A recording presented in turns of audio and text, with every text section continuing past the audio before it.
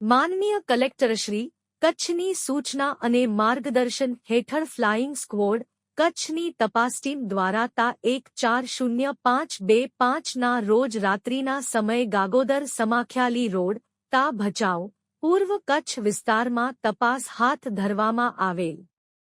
સદર તપાસ દરમિયાન લાકડિયા પોલીસ સ્ટેશન વિસ્તારમાંથી રોયલ્ટી પાસ વગર ચાઇના ક્લે ખનીજ વહન કરતી 5 ટ્રકો પકડવામાં આવેલ. સદર 5 ટ્રકોને સીઝ કરી આશરે 1.12 કરોડ રૂપિયાનો મુદ્દામાલ લાકડિયા પોલીસ સ્ટેશનને સોંપવામાં આવેલ છે, જેની કાયદેસરની કાર્યવાહી હવે પછી હાથ ધરવામાં આવશે. સ્ટોરી રમેશભાઈ ભાનુશાલી, નલિયા, અબડાસા, કચ્છ.